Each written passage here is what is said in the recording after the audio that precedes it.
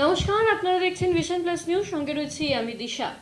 নদিয়ার শান্তিপুর জেলায় একজন যুবতী নদিয়া জেলার মহিলা তৃণমূল কংগ্রেসের কোর কমিটির সদস্য বলে নিজেকে দাবি করছেন এবং এই ঘটনার জানাজানি হতেই কিন্তু রাজনৈতিক মহলে একেবারে চাঞ্চল্য পড়ে গিয়েছে।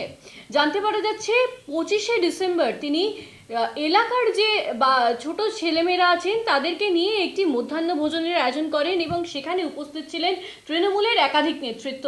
কিন্তু এই বিষয়ে জানাজানি হতেই যখন নদিয়া জেলার শান্তিপুরের বিধায়ককে, তৃণমূলের বিধায়ককে প্রশ্ন করা হয়, তিনি বলেন যে নদিয়া জেলায় এরকম কোর কমিটি রয়েছে কিনা সে বিষয়ে তিনি জানেন না।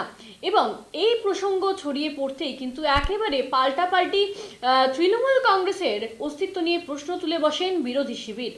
এই বিষয়ে কি বলছেন শাসক বিরোধী দুই দল, শোনাবো। জেলার কোর কমিটিতে আছে বলে দাবি করছেন তিনি, এবং সেখানে অভিষেক বন্দ্যোপাধ্যায়, মমতা বন্দ্যোপাধ্যায়ের ছবি লাগিয়ে গতকালকে বড়দিনে একটা প্রোগ্রাম করেছে। সেখানে সকলেই তৃণমূলের আমন্ত্রিত, অথচ এরকম তৃণমূলই খুঁজে পাচ্ছে না যেরকম নেত্রী কে আছেন। তৃণমূল দলটারই বা অস্তিত্ব কি আছে? তৃণমূল দলটাই তো একটা লুটেরার কোম্পানি তৈরি হয়েছে। তাই যে যেমন নাম ভারিয়ে খাবে, একই পদ বহু লোক বলে বেড়ায়। থানার পুলিশও তো মাঝে মাঝে বলে যে তৃণমূলের একাধিক ব্যক্তি একই পদের নাম করে তারা বলে। আমরা তো মানে বেকায়দায় পড়ে যাই যে কবে উনি হলেন।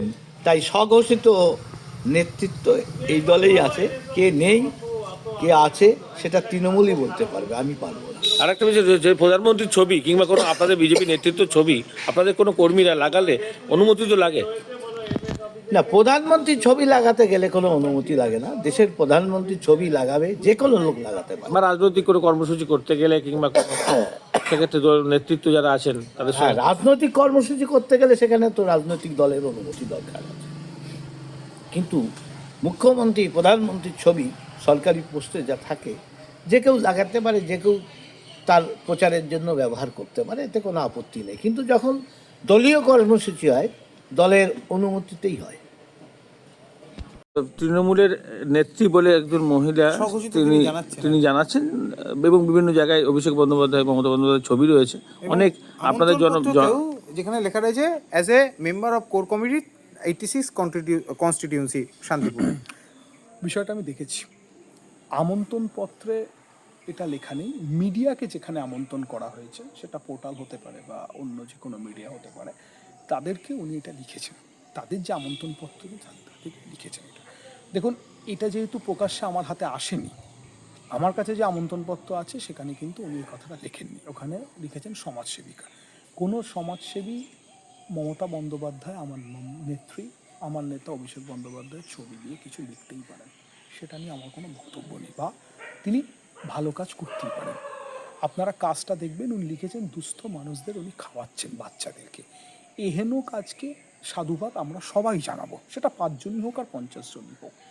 কিন্তু উনি যেটা মিডিয়াতে যেটা লিখেছেন, মানে আমন্ত্রণ করার ক্ষেত্রে কোর কমিটির মেম্বার, আমার জানা নেই শান্তিপুর এরকম কোনো কোর কমিটি আছে।